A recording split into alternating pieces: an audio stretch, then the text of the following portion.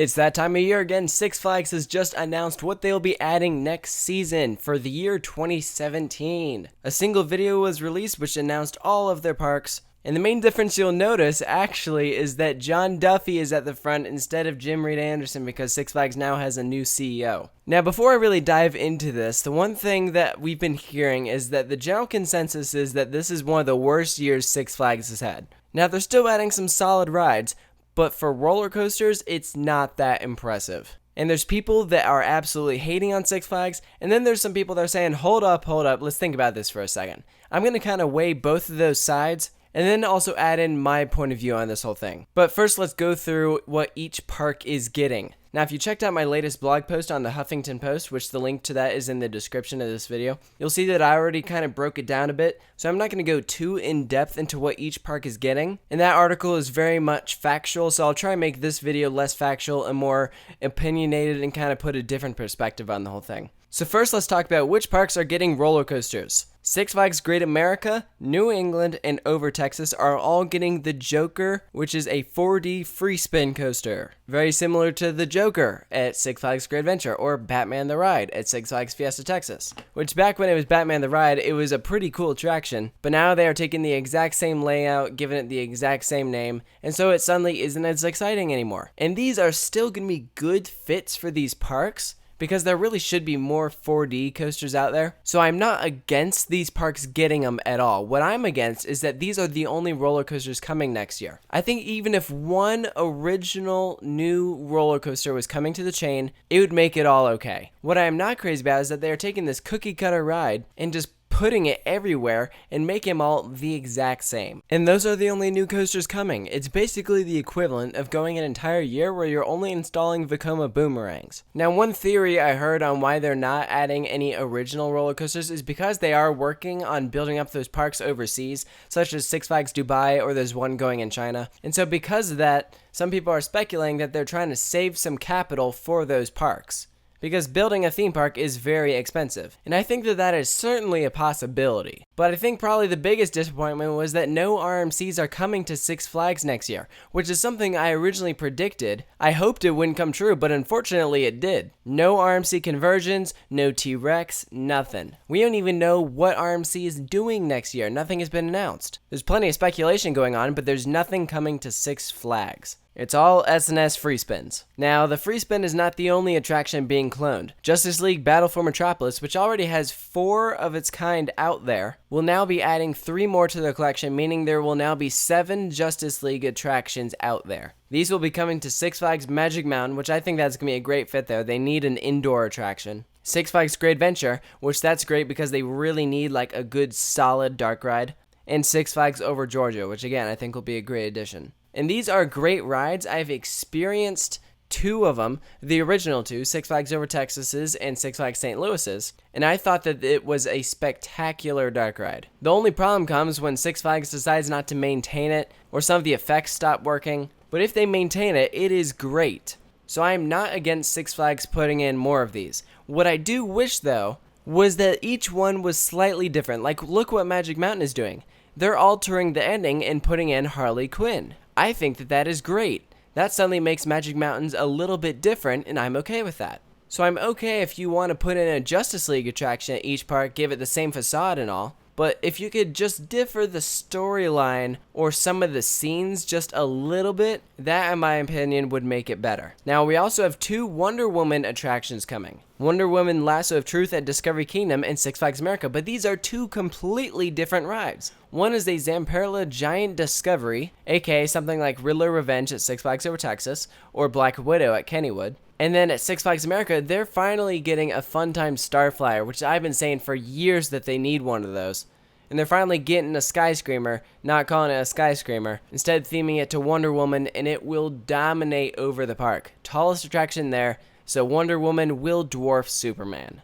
Now, one thing I find interesting is that they didn't name the other Zamperla Giant Frisbee Wonder Woman as well. That one's going to La Ronde. Instead, they're naming it Titan. I'm not saying I wanted all 3 of them to be named Wonder Woman Lasso of Truth, but I just found it interesting that they came out with 2 Frisbees and 2 rides named Wonder Woman, but they aren't the same type of ride. Now, probably one of the biggest disappointments in the chain is Six Flags St. Louis. I thought for sure that they were going to be one of the 3 parks to get a free spin. I thought it was going to go St. Louis instead of Great America, but St. Louis is getting Spinsanity, which is something like Hurricane Force 5 at Six Flags Fiesta Texas. These are very small, mild family rides, and I think people were really expecting better. I know I would have rather have seen the free spin go there instead of Great America. I thought Great America was going to get a super loop. However, no super loops were announced this year.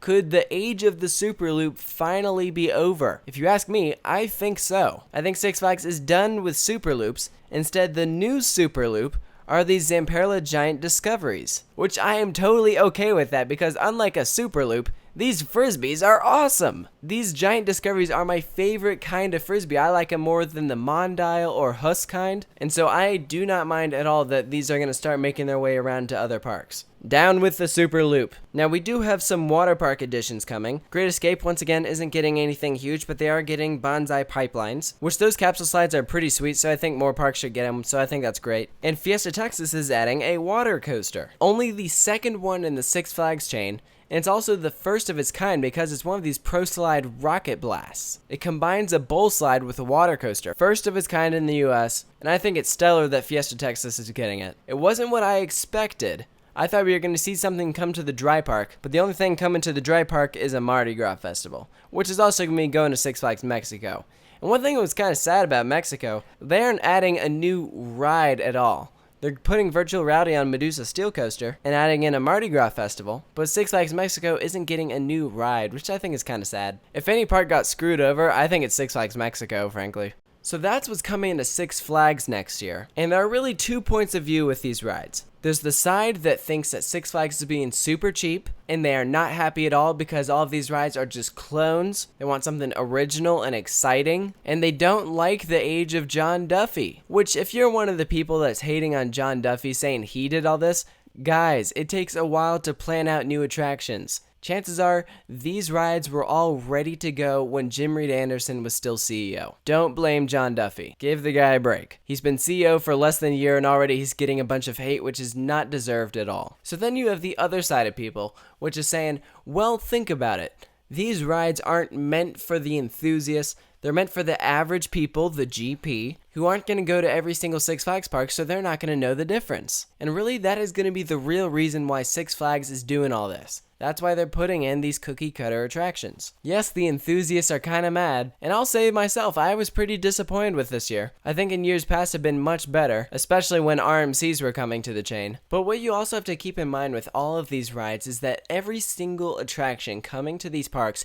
is going to round out their lineup. It is going to improve the diversity of attractions that the park already has. Look at all the parks getting Justice Leagues. They don't have good dark rides already, and now they're getting one. Look at the parks getting 4D coasters. That's going to fill a hole in their lineup. And what about the thrill rides? Attractions like the giant frisbees or the Funtime Starflyer at Six Flags America. Every park needs a good collection of thrill rides, and those are really going to improve their lineups. The only park that is getting an attraction that I don't think actually really benefits the park is Six Flags St. Louis. To me, Spinsanity is just going to be another ride. Those things really aren't that great. I feel like 2017 is just a filler year for Six Flags St. Louis. They're just adding it because they had to get something. And who knows, they'll probably get something good eventually. That park definitely deserves something better, I'll say that. So I know that most of my audience that is going to be viewing this video is going to be coaster enthusiasts, and probably good 80% of you are disappointed about what Six Flags is doing next year. And I'm right on board with you, and I realize that I can't stop you from being disappointed, but just don't hate on the people at Six Flags. They're doing their best to add diversity to each of their parks' lineups, and they're trying to put in new attractions that the general public are going to enjoy. And if you look at it from that angle, then they're actually doing a good job. I mean, it could have been worse.